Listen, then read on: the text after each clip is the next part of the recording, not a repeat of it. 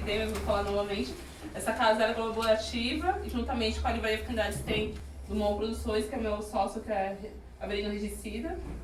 Estou muito feliz com esse evento aqui, que vocês sejam bem-vindos e bem-vindas. Hoje é o lançamento do livro da Gabriela La Rocha, Gabriela Negra e Gorda. Ela está aqui presente, pessoa internacional, muito chique. Também teve a discotecada da Gealinha, vai continuar depois, no intervalo. Tem também o trampo maravilhoso da Nenê Surreal, as camisetas, as roupas customizadas com a arte dela. E a Gabi vai falar sobre o livro, ler alguns trechos, e é isso. Se vocês gostem, cultivem a arte dela, as narrativas. E é uma grande conversa mesmo, assim. Bom, gente, obrigado por todo mundo aí que compareceu. Obrigado pela Cat por conceder o espaço. Assim, primeiro porque o livro também físico está sendo vendido aqui na livraria. E agora concedeu espaço para o lançamento do livro. Obrigado às meninas do Sal X Gosto, a Nenê Surreal e a DJ Aline Vargas por também participar aqui do evento. Na verdade, antes de eu ler porque tem muita gente aqui que já leu o livro, né? Então, eu queria saber se vocês têm, antes de ler alguns trechos, eu queria saber se vocês têm alguma curiosidade, assim, para quem não me conhece ou não sabe a minha história. Eu sou de Brasília, mas nasci em Brasília, mas morei no Rio 13 anos e atualmente eu vivo em Oslo, 3 anos já que eu moro em Oslo. E, bom, eu tinha eu não sou, a Cat também perguntou isso, mas eu não sou escritora, né? Eu falo que eu sou autora, porque eu sou de um livro só. Quem sabe vai ter os próximos, né? Mas, enfim, na verdade eu tinha vontade de contar a minha história, algumas coisas que acontecia pelo fato de eu achar que algumas coisas estranhas aconteciam comigo em relação à sociedade por conta da minha aparência física. E então sempre eu anotava alguma coisa ou então gravava em áudio, né? Assim, alguma história estranha que tinha acontecido comigo. E aí, quando eu tive essa oportunidade de ir embora do Brasil, né, ir lá pra Noruega, trabalho, fui sozinha, né, sem família, não tinha amigo, não tinha ninguém, né, tive que construir toda uma rede social, assim, quando eu cheguei lá. Então, assim, por exemplo, no inverno lá, os noruegueses vão esquiar, né, com a família e tal, eu não sei nem esquiar, né. Eu tentei até, mas não consegui. Achei muito difícil. Desisti dessa parte. Então, acabou que... Então fiquei meio que naquele ócio, assim, porque lá na Noruega, além de... tem menos horas de trabalho que no Brasil. Então aqui no Brasil são 8 horas de trabalho por dia no mínimo, né? E lá são 7 horas e meia. Então, então ficava mais tempo ainda no ócio, né? E aí, enfim, acabei que eu decidi então utilizar esse ócio para fazer alguma coisa criativa. E aí coloquei em prática a escrita, né? Peguei as histórias que eu já tinha guardado e tal, e aí comecei a colocar em prática e comecei a montar a história e tal, definir o que eu queria fazer, como é que eu ia contar a história, né? E assim, como algumas pessoas já leram, tem coisas que não dá pra contar claramente, nem dar nome aos bois, né? Então, decidi, então primeiro fui entender como que eu queria contar essa história, e eu já tinha essa ideia também de tornar uma história um pouco mais livre, mais fácil de entender. Queria que a mensagem fosse passada, né, sobre essa questão da gordofobia e do racismo, baseado na minha experiência. Óbvio que a experiência de cada pessoa é diferente, então, mas eu não queria que fosse uma coisa muito pesada, eu queria que realmente fosse leve, para que mais pessoas quisessem ler e entender e discutir o assunto. Então, por isso que eu também queria fazer ele ilustrado. Eu queria que ficasse mais uma coisa mais divertida, mais leve mesmo de ler. Então é isso. Assim, basicamente essa é a história do livro. Não sei se eu vou escrever outro livro. Vai depender do que acontecer aí na vida que a vida tá reservando aí pra mim, mas eu tô gostando bastante, assim, do resultado, tô gostando bastante do feedback de pessoas que falam sobre o livro e comentam sobre, que se relacionam com o livro, então tô gostando, assim, acho que é uma satisfação mesmo pessoal mesmo, né, essa questão do livro em si. Então, assim, eu não sei se tem alguém aqui que tem alguma dúvida sobre, antes de eu ler alguns trechos assim, se tem alguma dúvida, que quem já leu ou que já leu algum trecho, de algum trecho que tenha dúvida sobre, ou sei lá, alguma curiosidade que queira saber, alguma coisa assim. Não sei se alguém tem alguma questão, senão eu posso partir direto para a leitura. Eu queria fazer uma pergunta, porque tem alguns trechos que você fala e é bem pesado, assim. Apesar de ter um frescor, o livro ele é bem humorado, mas pra você como é revisitar esses sentimentos? Porque eu imagino que não foi tão leve assim. Não, pra mim, pra revisitar, eu acho que foi difícil, assim, sabe? Eu pensava, nossa, eu passei por isso, né? Tipo, eu ficava... Acho que eu não cheguei, tipo, a chorar, alguma coisa assim, sabe? Mas eu acho que foi bem pesado, mas da mesma forma, eu acho que foi ótimo, porque eu acho que eu finalmente deixei essas coisas pra trás, assim, sabe? As coisas ruins que aconteceram comigo, acho que foi bom colocar no papel e trazer pro livro, porque eu consegui, tipo assim, enterrei tudo e comecei um novo ciclo, entendeu? Então acho que foi bom, assim. Então hoje em dia, quando eu leio os trechos, já não, tipo, mais fico, porque justamente, e você falando isso, e outras pessoas têm falado, nossa, mas aconteceu isso, e hoje em dia eu já falo tranquilamente, mas quando o livro ficou pronto, assim, que eu relia, eu falava, nossa, eu acho que não vou publicar isso. Mas aí hoje em dia já é tranquilo, assim, hoje em dia eu já falo normalmente, tranquilo, aí ficou no passado mesmo. Mais alguém? Não. Então, tem um trecho que eu falo é o início desse capítulo que chama Meu Corpo, Minhas Regras, né? Que é uma frase que é muito falada, né, hoje em dia, inclusive. E eu coloco falando que eu falo assim: o meu corpo pesado carrega prazeres escondidos. Por dentro, uma angústia de uma vida inteira pensando em como seria bom emagrecer.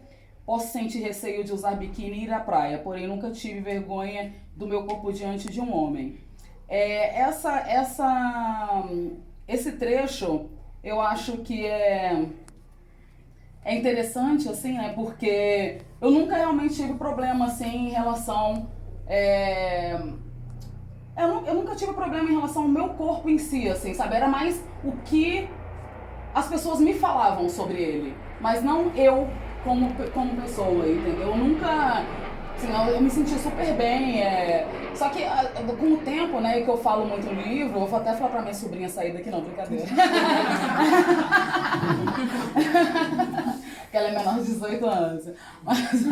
Mas eu nunca tive problema assim, de me relacionar com alguém por causa do meu corpo, entendeu? Eu sempre, tipo assim, eu sempre me dei bem com o meu corpo. Eu tinha vontade de emagrecer, mas assim, na intimidade eu nunca tive problema, né?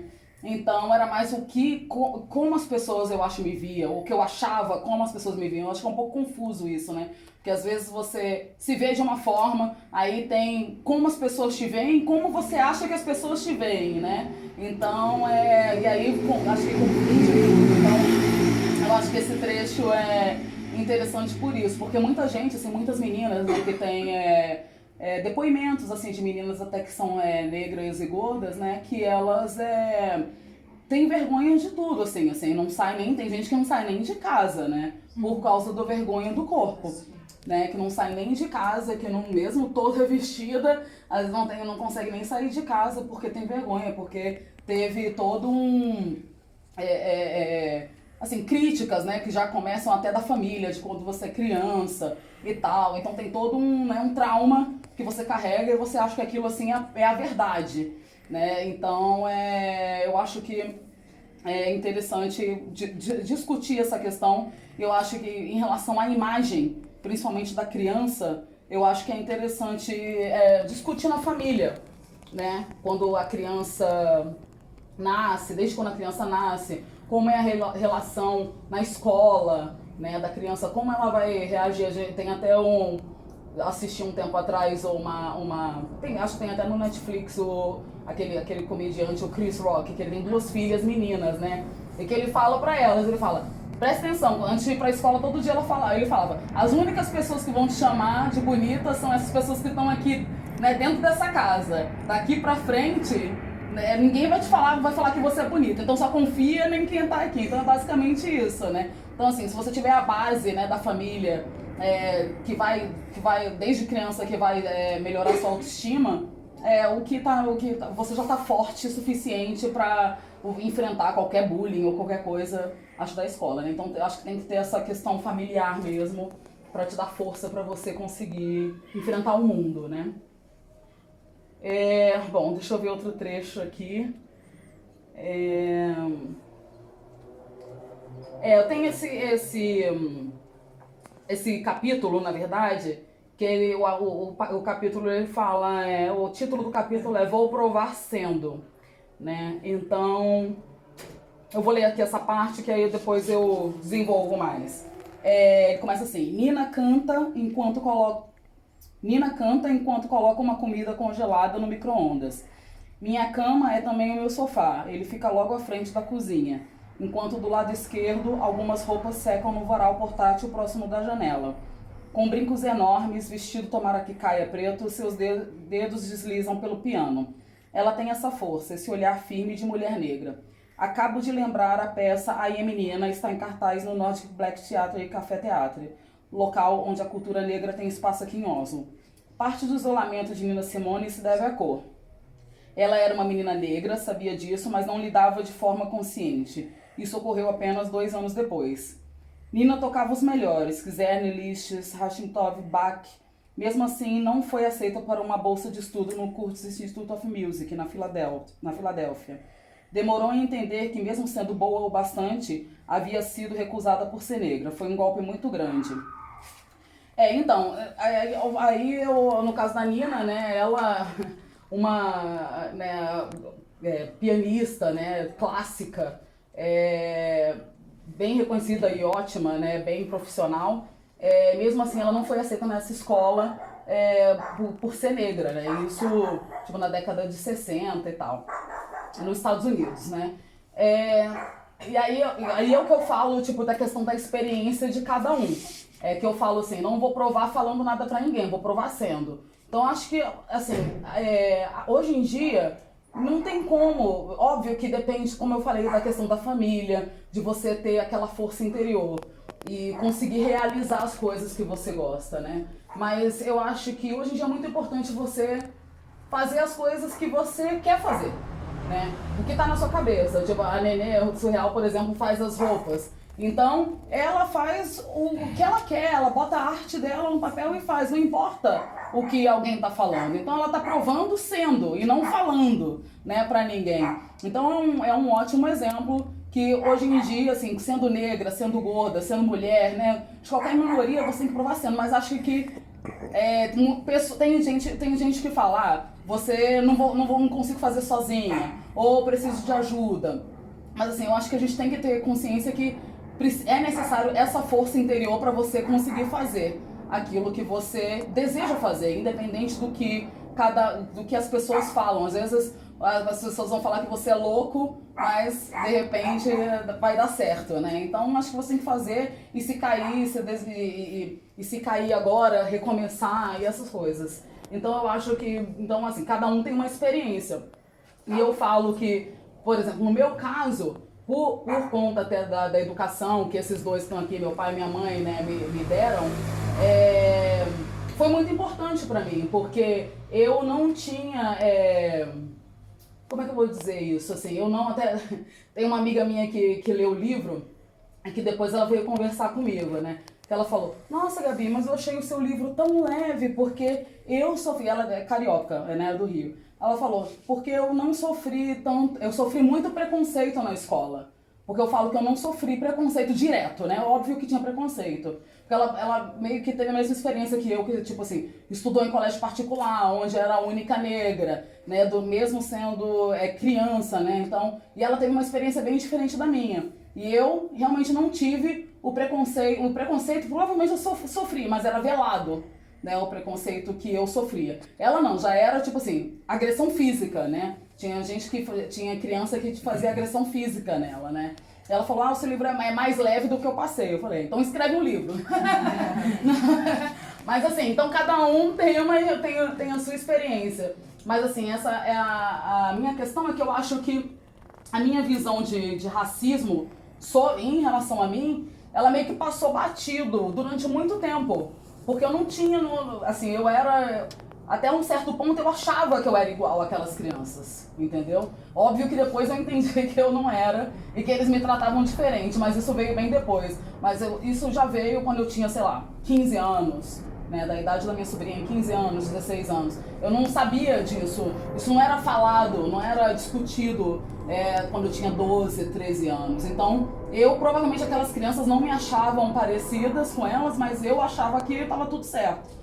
E aí eu acho que isso facilitou muito pra mim, no sentido de eu criar uma autoestima, no sentido que quando eu virei adulta, eu me jogava nas oportunidades. Porque eu não conseguia, assim, eu não tinha também toda aquela visão de que as pessoas iam me ver de certa forma que... Então, por exemplo, eu quando entrei no mundo profissional, que já era da contabilidade, eu não achava que as pessoas não iam me aceitar por eu ser negra, quando eu aplicava para uma vaga. Eu já me jogava, ia lá, jogava currículo, ia lá, aplicava, ia lá e fazia entrevista, tudo certo, entendeu? Então, não achava. Óbvio que nas relações pessoais você começa a ver. Então, eu acho que tudo isso é para dizer assim, seja o que você quiser e segue em frente e vai derrubando as barreiras e sem pisar em ninguém, óbvio, mas eu acho que você tem que seguir e confiar em quem você é.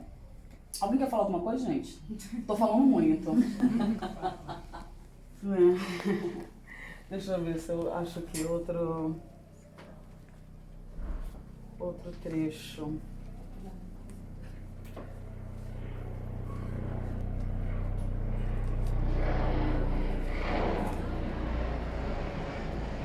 Não, assim, eu não vou nem falar outro trecho, mas eu vou falar assim da questão, só continuar sobre a questão de quando eu me vi realmente negra. Eu acho que foi realmente nesse momento das relações íntimas, né, no meu caso, com outro homem. Então, acho que obrigada, amor.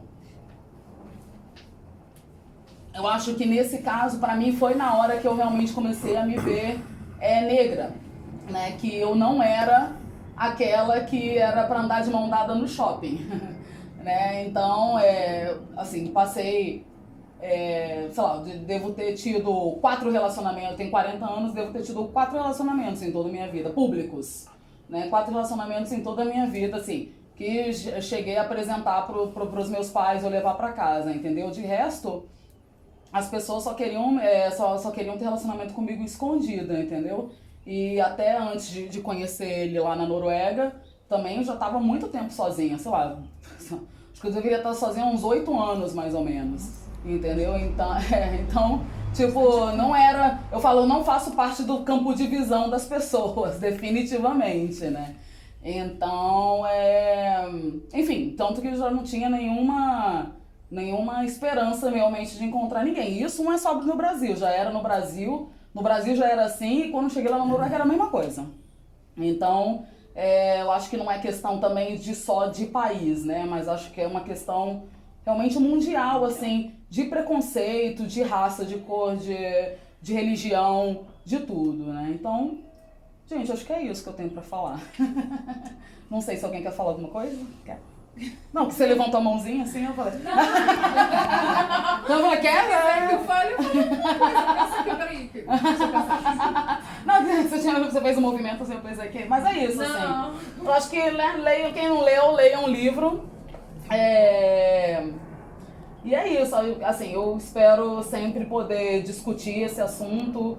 Eu acho que a gente só se livra do preconceito mesmo falando sobre ele. Preconceito, racismo, né, que é outro tipo de preconceito, falando e discutindo para que a sociedade ela se torne melhor mesmo. Se a gente ficar se escondendo, acho que não vamos para lugar nenhum. É importante falar, né? Tem que falar. Principalmente da gordofobia. Exato, principalmente da Todo gordofobia. momento a gente, né, repete, né, piadinhas. Você fala da questão de dentro de casa, né? Eu passei várias situações assim e foram dentro de casa, né? Cresci ouvindo gorda, né, várias piadinhas. E hoje em dia eu trabalho também num serviço, né, da assistência social, em que eu venho desconstruindo isso até com os adolescentes, né? Enfim, pra romper com isso, né? Porque Exato. a gente já deu, né?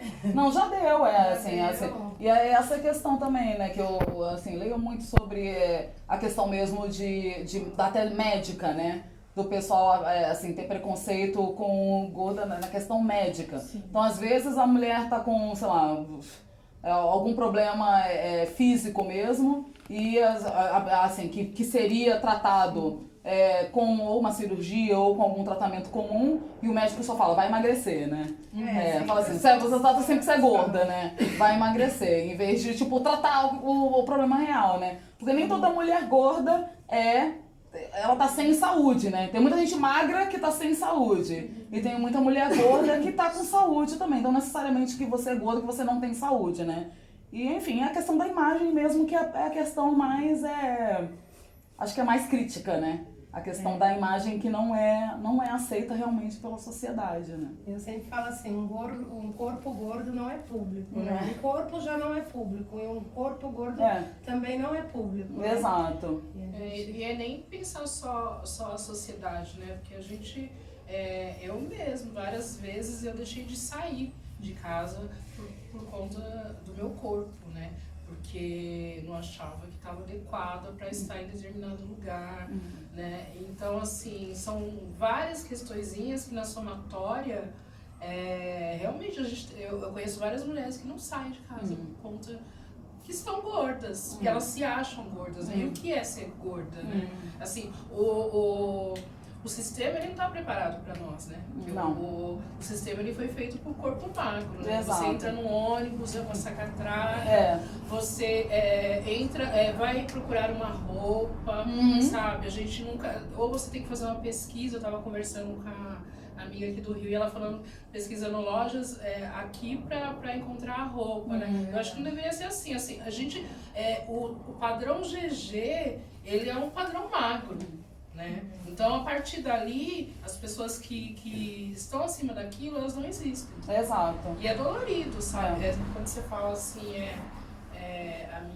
da sua história, né? Que se cada mulher preta, gorda, com vários recortes, fossem contar a história, mas eu acho importante, porque poucas vezes a gente vê falando realmente, né, sobre o que é a gordofobia, o que ela causa na cabeça da gente, né? Como ela destrói mesmo várias meninas. Porque nós somos mulheres, nós estamos aqui, a gente está conseguindo ocupar os espaços, queiram ou não queiram. Mas a gente ainda hoje tem no Brasil meninas que não se aceitam, não aceitam o corpo e violam esse corpo, né? De todas as maneiras, né? E eu acho importante, quero muito seu livro. Não, eu tava vendo essa rapper daqui de São Paulo, né, a Preta Rara, que ela tava falando sobre isso.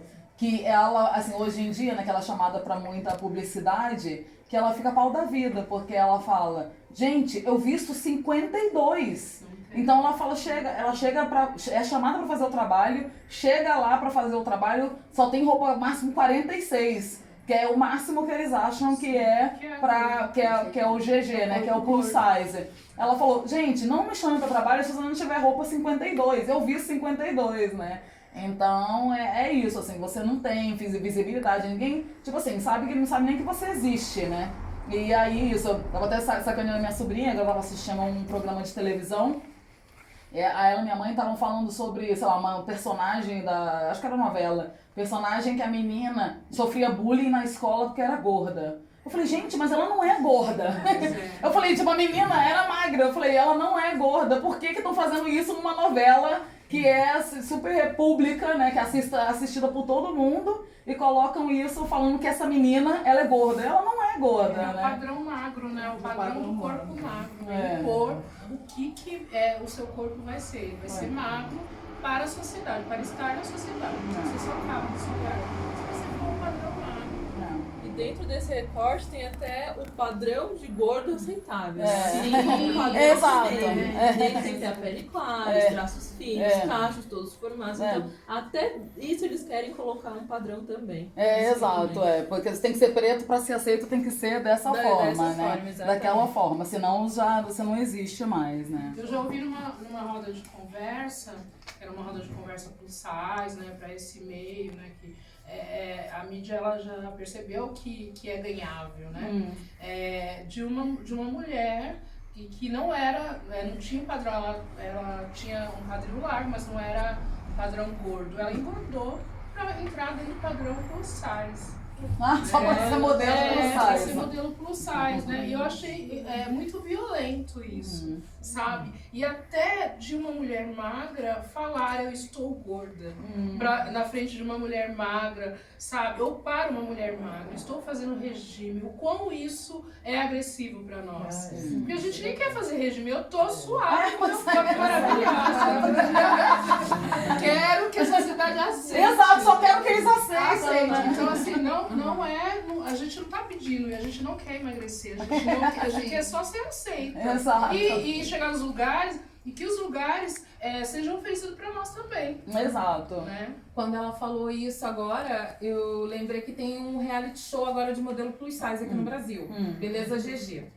Aí no Beleza GG, uma das modelos plus size estava sendo cobrada para engordar, porque ela estaria muito magra para o padrão plus size, e uma outra estava sendo obrigada a emagrecer. Aí eu, mas ela não é modelo plus size, entendeu? Mas aí eles falaram assim, não, mas tem que ter um limite. Gente, como assim? Se você é modelo plus size, que é inclusivo, você tem que ter um limite. Então, você tem que dosar. E estão falando para ela fazer dieta, para ela emagrecer, para continuar tendo trabalho.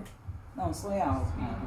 É louco quando eu começo a mexer com as roupas, eu nem tive a intenção de fazer para vender. Mesmo porque eu olhava assim, o ego, né?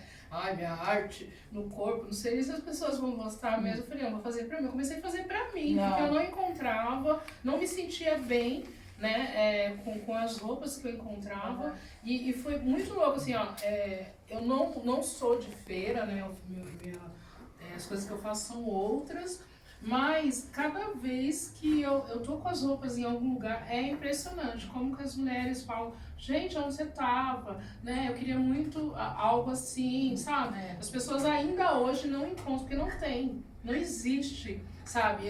A numeração deles é feito para um determinado corpo gordo, que não são todos, nós somos muito diferentes, né? Várias mulheres exato. com um corpo totalmente, a simetria totalmente diferente corporal, né? Então, assim, eu acho importante, muito importante o seu livro, mesmo você falando que é você, mas você tá em várias.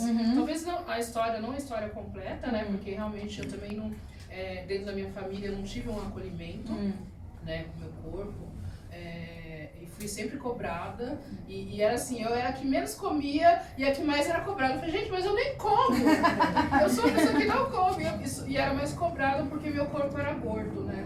E depois de adulta, porque na infância ainda conseguia fazer aqueles regimes malucos, então eu era magra, né? Aí quando eu viro adulto, que eu acho que eu tô tranquila, eu sou cobrada e sofro a gordofobia. E foi muito violenta. Eu fui muito acolhida por outras pessoas que não foram a minha família, né? Infelizmente. Que massa que você teve a sua família, sabe? Porque é doloroso. Eu ainda hoje, eu moro do lado de uma escola municipal e é impressionante o que a gente mais ouve a molecada gritar. Sua gorda, sua gorda, sua gorda. É um absurdo. E às vezes eu tenho vontade de sair e falar assim, mas o que é gordo pra você? Colocar várias pessoas, o que é gordo pra você? Né? Porque não impossibilita a pessoa de fazer nada. Não, exatamente. E até a gente se relacionar, sabe? Eu me relaciono só com mulher gorda, assim. Não consigo me relacionar com uma mulher magra. E aí vem vários questionamentos, né? Uma vez me perguntaram, mas qual, né?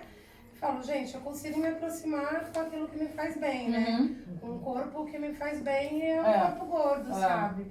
E fora que outras coisas que me fazem bem, né?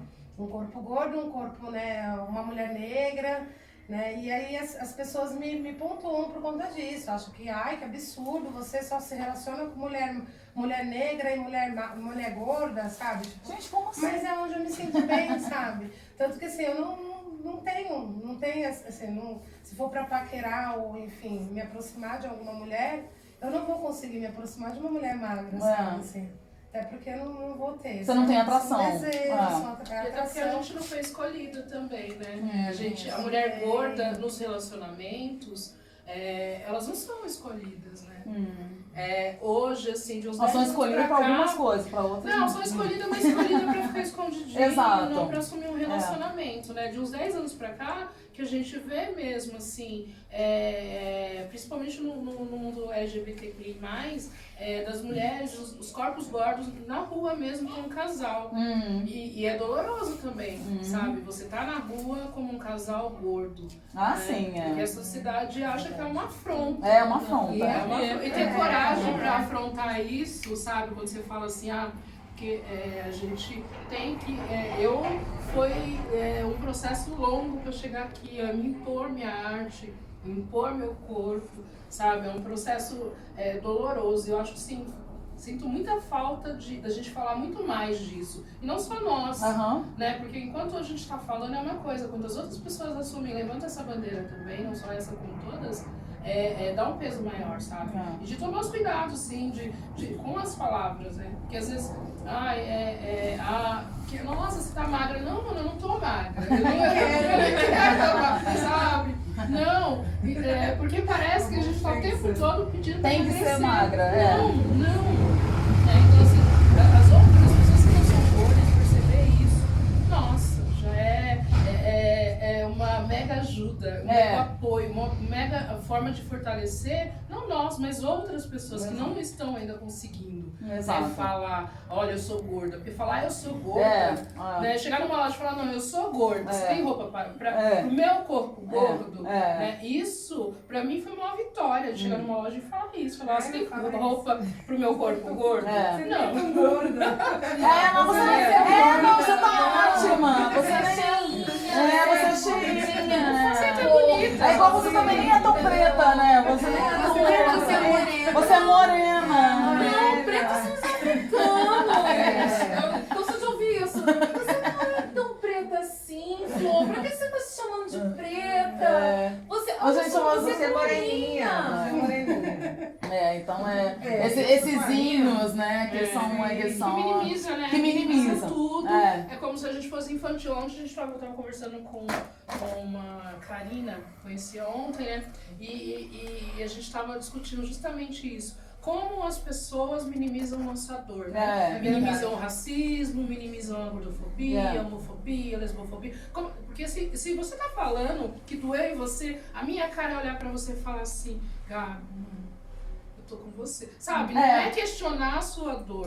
Exato. Porque questionar a nossa dor não ajuda. A gente só coloca a gente no mesmo lugar que a gente quer sair, sabe?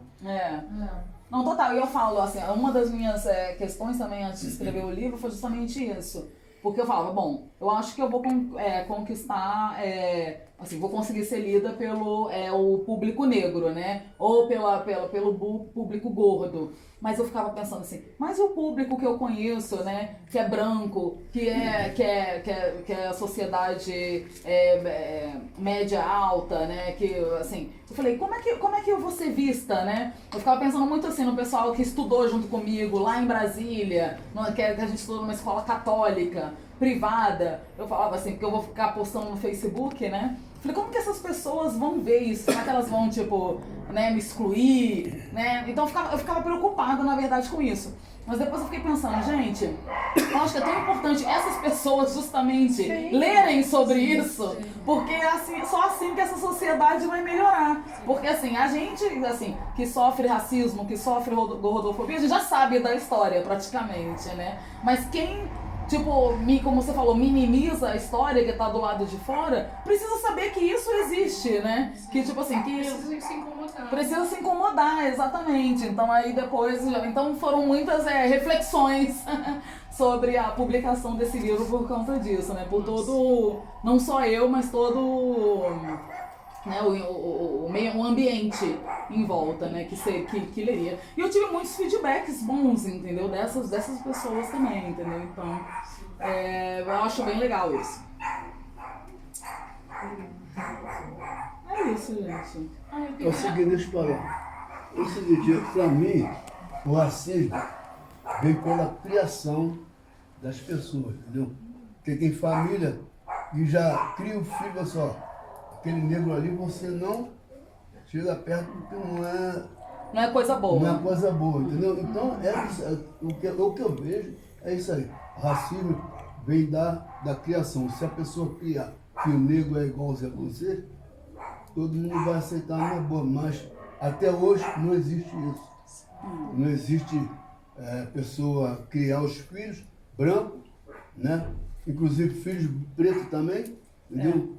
E eles criam, mas sem dizer qual é o passado, como é que é a vida. No Brasil, né? Que é misturado, né? É misturado, mas a pessoa tem que... Ele só vê só releva a parte branca, né? Só releva a parte branca. Entendeu? O problema todinho é isso aí. Pra mim, o racismo é isso aí. Bom, gente, eu como branca, eu acho isso tudo que vocês falam, pra mim não existe. Eu não sei. Aí você vai, as pessoas vão dizer, pô, todo mundo tinha que pensar igual a você. É que quando eu fico assim, eu sempre tive amigos negros, homens negros, aliás, adoro os negros, não posso ver um negrão, gosto mesmo, e não tem jeito, adoro. E pra mim não tem essa coisa. E quando vocês falam isso, eu falo, mas aonde que existe isso? Não pode ser. Em todo lugar. Deve ser, eu acho que, às vezes eu tava agora falando com a mãe da Gabi, e eu fico olhando assim e falo assim, mas existe isso mesmo? Existe. Então é quando eu tô no meio de vocês, assim, que eu falo, eu falei assim, será que eu tô ouvindo isso? Não, então pra mim é uma coisa tão... Aqui eu vejo realmente a batalha sobre a cor, né, essa coisa de você ser gorda, eu já fui gorda, agora eu não me sentia bem, então aí é diferente, então eu não estava bem. Agora quando a gente está bem, tem mais é que ser o que você quiser mesmo. Agora esse lance da pele, por quê? Não sei, a minha família, ela não me criou assim, então acho que também, é como o Jorge falou, é como a Gabi falou, ela teve uma base bem sólida quanto a isso, que bom, que bom. Então a minha família nunca fez. E olha que a gente, assim, a gente é do Nordeste, né? Então aí também já tem esse lado aí também, que eu nunca passei por isso. Eu sou nordestina, também já tenho esse lance aí do preconceito, porque você é nordestina. Oi? Mas como assim? Por quê? Qual o problema? Então, realmente existe, mas na minha cabeça é uma coisa que não existe, sabe? Eu não sei se eu me faço entender. Qual é o problema de você ser nordestino? Por que esse preconceito? Então, esse é o preconceito. Porque você é gorda, porque você é magra, porque você é alto, porque você é nordestino, porque... Gente, e aí? Século XXI, né?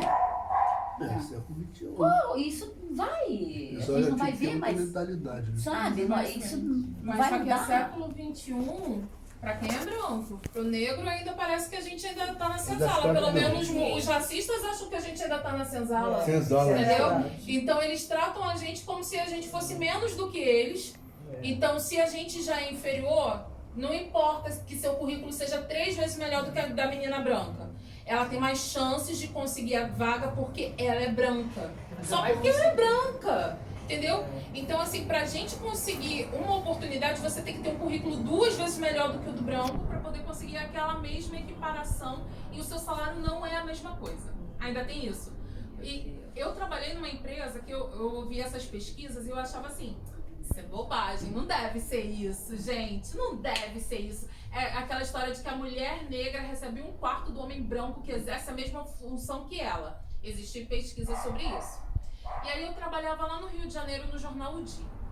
Aí na época, eles começaram a atrasar nosso salário e a gente não tinha o hábito de conversar com ninguém sobre quanto todo mundo recebia. Mas como o salário estava muito atrasado, a gente começou, sei lá, a conversar sobre salários e coisas e a se falar, e tudo bem. Então lá, eu tinha o cargo de repórter 1. Eu já achava que não era justo porque eu tinha 2 graduações e tinha um monte de especializações, mas ok. Então eu estava lá como repórter 1 e eu ganhava na época um pouco mais de R$2.000. E aí tinha um colega negro, que também era repórter 1, ele ganhava 2.500. Aí eu, por que ele ganha 2.500 e eu ganho 2 se a gente tá na mesma função? E aí daqui a pouco a gente conversando ainda entre si, descobriu que um outro colega que tem a mesma função ganhava quase R$3.000. O cara branco. Aí eu, peraí, como assim? Por que ele ganha R$3.000 se ele tem a mesma função que eu e ainda dizem que tinha gente que ganhava 3.500 com a mesma função? Então por que a gente tinha que ter essa divisão? Era uma casta, era algo assim? Isso é um exemplo de uma empresa. Se você for pegar o mapeamento de todas as empresas e você vê que realmente a mulher negra, ela recebe menos do que todo mundo. Menos do que todo mundo. Então, a gente, até para conseguir essa vaga para receber menos, a gente sofre mais. Entendeu? A gente tem que ralar mais. E é ralar de verdade. De verdade. Não é assim, tipo, eu tenho que procurar mais. Eu tinha uns hábitos que eram muito loucos para poder conseguir, por exemplo, estágio. Que até estágio para você conseguir na área de comunicação é difícil. Porque eles têm um padrão que eles pensam que para você ser jornalista você tem que ser uma mulher branca, cabelo liso, magrinha, entendeu? É um padrão que eu não sou nada, entendeu? Que eu tô lá com meu cabelo crespo, com as minhas roupas afro, que eu adoro usar roupa meio assim, entendeu? Aí tem só a jaquetinha assim pra dar uma socializada, um negócio mais fino, mas eu sou assim, entendeu? E lá, por exemplo, uma vez eu fui usar trança. Até aqui. E deixei aqui atrás solto. Nossa, que cabelo exótico. Ai, sim. Cabelo exótico. Por que você resolveu fazer isso? Não, eu tive que ouvir de vários homens. Fazer isso. Por que você resolveu fazer isso? Eu achei que parecia que eu tinha pintado meu cabelo de verde. Porque era assim que agiam. E eu olhava assim, tipo... Outra vez eu ouvi assim... Nossa, seu cabelo já tá num tamanho bom, tava um pouquinho maior que o seu, Gabi. Assim, tipo, curto. Mas não deixa crescer muito não, senão fica estranho. O cara me parou no corredor, eu estava andando pro banheiro, ele achou que ele tinha o direito de que nunca conversou comigo, nunca puxou falar sobre o seu cabelo. Não estávamos falando sobre cabelo, eu só estava andando, ele me parou no corredor e soltou essa. Já te perguntaram, tipo, você lava seu cabelo? Já, tipo, como é que você faz? Nossa. O shampoo! Eu tiro lá. O shampoo! Gente, é incrível isso na escola. Quando eu tava direito, ele é tido como um patrimônio público. Sim. Todo mundo acha que tem o direito de dar opinião. E assim, não é, tem contexto. Não tem contexto. Normalmente eu uso meu cabelo sem trança, né? Tipo, te param na rua pra perguntar por que você pintou de loiro? Por que o seu cabelo é desse Mas corte? você não vê ninguém Eles fazendo falam, isso. gente. Você não vê isso dentro do ônibus, no corredor, no trabalho, independente de onde é. Por que você fez isso no cabelo? Eu prefiro de outro jeito. Já Gente, falaram isso pra mim. Exato. E assim, eu dancei o cabelo ontem. E eu vou trabalhar amanhã e eu tô pronta pra ouvir. Eu prefiro assim. Eu prefiro de outro jeito. Eu já vou botar uma tabelinha do lado pra montar, assim, tipo, pra ver quem prefere, pra fazer uma estatística depois. Sabe? Porque é isso. E assim, eu já tô com isso na cabeça, assim, depois eu vou terminar, porque dessa vez eu vou ser carninha de pescoço. Eu vou fazer estatística, depois eu vou terminar, vou montar uma pessoa. Gente, assim, ó. Monta um PowerPoint. Vou montar. Monta no Canva um infográfico, é fácil, só insere as informações. Porque, cara, assim, já que é patrimônio público, eu tô aqui apresentando os dados do patrimônio público, porque vocês acham que vocês têm direito de parar e falar, Ai, mas eu gosto mais assim, mas eu gosto mais assado porque eu preferia assim, porque eu preferia assado. Meu querido, eu não te perguntei. Né? Você sabe qual é a diferença da pizza e da tua opinião? A pizza eu pedi. Então, assim, Adorei. Adorei a frase, talvez eu e é isso, cara. O corpo preto é um patrimônio público. Todos se acham no direito de vir dar palpite. Ah, porque essa roupa fica mais legal assim, porque fica... Isso não acontece com o corpo branco. Eu nunca vi acontecer uma coisa. Nossa, você cortou o cabelo, né? Mas eu preferia comprido. Nunca vi acontecer. E se aconteceu foi uma vez na vida, outra na morte. Eu já não tenho mais dedos na mão pra contar quantas vezes eu ouvi eu te prefiro assim, porque eu te prefiro assado, porque eu te prefiro... Cara, você não tem que preferir. Sim. Eu tenho que preferir. Verdade. Né? E assim, é isso. E eu acho isso muito doido. Inclusive, ainda sobre essa questão de as mulheres pretas ganham mais, ganham menos, às vezes você fica perguntando, mas como é que isso se deu? Né? Não é numa entrevista que vai falar, ela é preta, eu vou oferecer menos pra ela, porque ela é preta mesmo. Não é assim que funciona. Sim. Mas é assim, quanto você acha que aquela pessoa vai aceitar pra trabalhar nessa vaga? Então você começa assim com uma coisa, já tem um racismo estrutural de saber que os pretos vêm normalmente de periferia, de uma situação de vulnerabilidade econômica e que muito possivelmente vai aceitar menos dinheiro para trabalhar pelaquela mesma função. Enquanto um branco classe média formado, sei lá, na puta que pariu, não vai aceitar os R$2.000 para fazer essa função. Né? Então eu preciso oferecer um pouco mais. Aí você já começa com essa disparidade de salário. Quando não, acontece da seguinte forma. Você tem uma pessoa que é preta, e isso eu falo, isso sou eu, essa história é minha, que é formada, capacitada para exercer determinada função.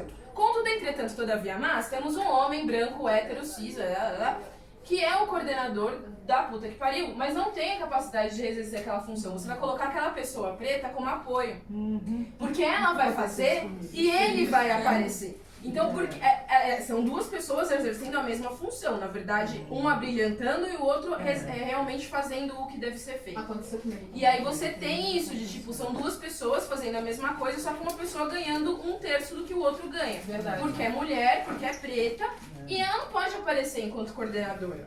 Sim. Porque ela não... Aí você vê, nossa, mas pensam nisso, tipo, falam, pô, ela é preta, ela não pode aparecer como coordenadora? Não, é velado, mais uma vez. Eles enxergam como, ela não vai ter o respeito das pessoas com as quais ela vai lidar, então a gente precisa colocar um outro perfil. Pronto, agora ficou bonito.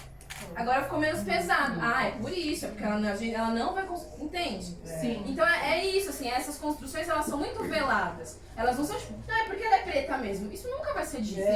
Mas é a construção que tem em cima e por trás disso, né? Teve uma vez que eu tava fazendo uma pesquisa sobre isso, sobre o mercado de trabalho. Daí a gente entrevistou alguns empregadores, né? E daí eles justificaram que essa questão da queda, essa questão dessa base, né, na pirâmide das mulheres pretas, porque elas não pedem aumento. Eu pedi. Eles falaram isso. Ela assim, as mulheres pretas não pedem aumento. Os homens brancos pedem. E eles acabam argumentando, mas a justificativa deles sempre é essa. Geralmente falam isso. Elas não pedem, elas são contentes com essa. Eu até acredito que a gente não pensa mesmo, só que a gente tá num grau de vulnerabilidade e fala, pô, eu vou pedir aumento e vou ser mandada embora, velho. Então como é que eu, inclusive, vou me mexer aqui, sabe? Não, mas não é justificativa falsa, não, né? ridículo, mas assim, ainda assim acontece, porque de fato eu me vejo nesse lugar. Eu acho que eu deveria ganhar mais, mas por que eu vou falar isso se eu acho que eu consigo? Mas eu falei do racismo, né? Total. Eu trabalhava lá no jornal, eu ajudava a escrever uma coluna. Por 2 anos eu ajudei a escrever essa coluna. Na verdade, eu escrevi a coluna, meu chefe ia lá e dava uma olhada se estava tudo ok, mas era a foto dele que estava na capa. Então, eu escrevi a coluna. E ele ganhava um salário de 15 mil enquanto eu estava com os 2 mil. E, ele era editor, ganhava 15 mil, eu ganhava os 2 mil.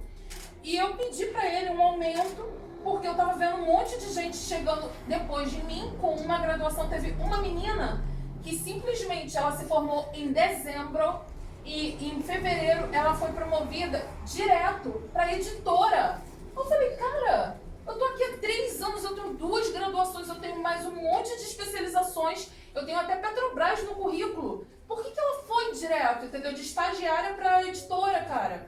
Aí eu falei, cara, eu quero um aumento. Tudo que eu tô fazendo aqui, ele falou assim, olha, a gente tá numa crise muito grande, não sei o que, não dá pra dar aumento, não sei o que lá. Aí eu falei, poxa, mas pessoal tá sendo promovido nos outros setores, eu não posso, não posso. Nem levou pro chefe dele pra receber um não e trazer pra mim. Ele resolveu sair do jornal. E ele saiu assim, em março. Em abril ninguém disse nada. Aí eu vi lá meu salário aumentou. Aí eu achei que era até um erro. Aí eu fui no RH perguntar assim, tipo, gente, aconteceu alguma coisa? Não sei, vai que depois que me tomaram. Depois que fala que eu tô roubando. Aí, aí me falaram assim, ué, ninguém te avisou? Você foi promovida. Aí eu, cara, na hora, meu sangue só fervia, assim, tipo, de ódio daquele cara. Porque eu fiquei 3 anos ganhando menos porque ele não me promoveu. No momento que ele saiu, o povo, assim, no automático, eu não sei nem se chegaram pra ele já e falaram assim, vamos promover ela, e ele falou não. E aí, na minha frente, se fazer de meu amigo, entendeu? Então, assim, são coisas estruturais que estão ali e, cara, a gente se submetendo. Hoje eu vejo no empreendedorismo uma saída para mim, honestamente, até por essa questão de equiparação salarial. Eu trabalho só com ações de impacto social. E aí, no início eu até pensava assim, gente, como é que eu vou sair desse emprego e vou trabalhar com ações de impacto social, não vou receber dinheiro, como é que eu vou pagar as contas? Mas eu vou te falar, hoje eu recebo muito mais, é muito mais certo o dinheiro de ação de impacto social do que de um jornal ou de seja lá quem for. Porque com essa crise eles meio que se respaldam agora, ainda mais depois da reforma trabalhista, a não te pagar. O jornal fez uma demissão em massa, mais de 100 pessoas não receberam nada, inclusive eu. Entendeu? E aí eu saí e falei, cara, eu não quero mais passar por isso não. Entendeu? Então eu vejo hoje no empreendedorismo, para as mulheres negras, uma saída. Entendeu? Eu não sei até quando vai ser essa saída, porque daqui a pouco, se todo mundo for empreender, não vai dar para as empresas crescerem, mas eu não sei até quando. Mas hoje, nesse momento, é uma saída. E tem uma pesquisa do Sebrae, se eu não me engano, que 51% dos empreendimentos no Brasil, dos micro e pequenos negócios, são geridos por mulheres negras. Então, assim, é uma saída que muitas mulheres também têm visto.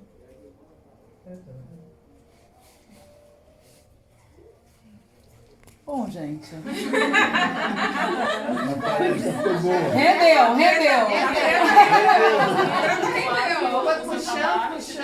Você tem noção do seu trabalho, porque assim, frente à gordofobia, recorte racial, no idioma português, o seu livro é inédito, tipo, é o único, praticamente, acessível. Outro que tem parecido com o seu é o da Roxane Gay, que é Fome, mas ela é americana. Você tem noção disso? Não. Como isso é impactante? Não tenho noção, e eu acho interessante você falar isso, porque assim, você não é a primeira pessoa que fala isso, e isso, na verdade, cai muito naquilo que eu gostaria de atingir, né? Que fosse uma coisa acessível, a leitura fosse acessível às pessoas, né? Tanto independente de raça, classe social e tal, que a leitura fosse acessível, porque realmente no Brasil hoje em dia a gente, óbvio que tem várias filósofas e hoje em dia que tem livros aí maravilhosos que a gente consegue ler, mas eu não sou filósofa, né? Então já começa por aí. Então, mas eu queria contar uma história de uma forma que fosse acessível e real, que é para as pessoas lerem e falar, nossa, isso realmente existe. Então eu acho que eu alcancei aí o meu objetivo em relação a isso. E eu espero que realmente alcance mais pessoas, porque os feedbacks que eu tô tendo é justamente isso, que, nossa, li um dia, né? O pessoal pega o livro, nossa, eu li em um dia, muito rápido, não sei o que, é uma delícia de ler, porque ele passa a informação e, ao mesmo tempo, é fácil de ler, né? Então, assim, obrigada, e eu acho que o meu objetivo era esse mesmo, mas eu não tenho noção do que pode atingir, do que pode ser, da diferença que isso faz, né, no mercado brasileiro. Não tenho, realmente. Bom, e é isso, assim, gente. Eu acho que tem, assim, pra fechar aqui a minha parte, vocês estavam falando também da questão do cabelo, né? E, assim, pra quem não leu o livro, tem um trecho do meu livro que eu falo que é real e que acontece ainda até hoje, que porque hoje, pra quem não sabe, o cabelo, né, afro, ele tem divisões dentro do cabelo afro. Então tem 4A, 4B, 4C, 4F, 4Z, né? Enfim, mas tem várias divisões, né? Então o mais crespo acho que é 4C. E aí tem um dos trechos do livro que eu falo que é como assim, eu lidei com o meu cabelo na Noruega, né? E porque assim, aqui no Brasil, óbvio que eu me libertei mais ou menos de alisar cabelo e tal, mais ou menos essa aqui mesmo ficou louca quando eu parei de alisar o cabelo. Depois ela até relaxou e ela também parou de alisar o cabelo. Mas eu que, na verdade, na família, eu que parei de alisar o cabelo antes da minha mãe. Então... Todo o trabalho que eu tive. Todo o trabalho que ela teve, né? Tanto ferro, né? Pra passar ferro, pra alisar, Enê e tal. Mas eu que me libertei desse negócio de cabelo. E aí foi 2012 mais ou menos, 2011 que eu parei de alisar o cabelo. Mas aí quando eu fui pra Noruega também teve essa questão, porque meu cabelo lá, por causa do frio e tal, falta de vitamina D, meu cabelo caiu muito. E ele não cresce lá, que nem crescia aqui, não cresce. Então, tipo assim, eu tomo todas as vitaminas e tal, mas não cresce. E aí, mas tem a questão interessante da minha relação com o meu chefe em relação ao meu cabelo. Porque ele fala, porque tem dia que tem essa questão do 4C e tal, então às vezes a gente faz alguma coisa pro cabelo ficar mais armado, né, e tal, faz um twist pro cabelo ficar mais cheio, né, ainda mais o meu que tava caindo muito. E aí quando eu não faço o cabelo fica mais encolhido, né, e aí quando eu não faço, a primeira coisa que o meu chefe norueguês pergunta é: você cortou o cabelo? E aí eu falo: não, eu não cortei o cabelo. Aí ele fala: mas o seu cabelo, você não... Tipo, ele olha pra uma cara como se eu estivesse mentindo, assim, sabe? Pra ele. Tipo, não, você tá mentindo, você cortou o cabelo. Aí tem dia que eu faço lá o twist, tá, que eu vou com o cabelo mais cheio, ele fala: cara, o que acontece com o seu cabelo? Né? Aí eu falo... também quero saber o que acontece com o meu cabelo, porque ele é de lua, ele tá assim, eu falo: não, ele é assim, meu cabelo. Ele até fala assim: não, desculpa, né? Porque lá como é diferente, a estrutura, né, da sociedade é muito diferente do Brasil, então realmente eles não têm nenhuma referência. Assim, a referência deles em relação à raça é muito diferente, que eu nem vou entrar no mérito, mas ele fala: não, porque a única pessoa que eu tenho a chance de discutir sobre cabelos afro é com você, né? Então, eu vou te perguntar isso. Mas essa questão do cabelo também é interessante. E aí, como a Yolanda tinha falado do negócio da cor, que você tem um limite pra ser negro, um limite pra ser gordo, um limite. Então, a questão do cabelo, principalmente na raça negra, é muito relevante. Porque se você, por exemplo, se você for misturado, por exemplo, igual minha sobrinha, tiver a pele um pouco mais clara, mas se você alisar o cabelo, você é mais aceito do que aquela que tem a pele mais escura e o cabelo afro. E assim vai, né? Então, assim, gente, agradeço a todo mundo, agradeço a Cat por tudo. Não sei se alguém tem mais alguma coisa pra dizer. E obrigado aí por todo mundo por ter vindo escutar. Quem não leu o livro, leia. É interessante, depois me dá feedback, vai lá no Facebook, no Instagram, fala o que gostou, não gostou. Às vezes mesmo a opinião que não gostou, eu até publico e falo, entendeu? Porque é construtiva a crítica. Tá bom? Obrigado, gente.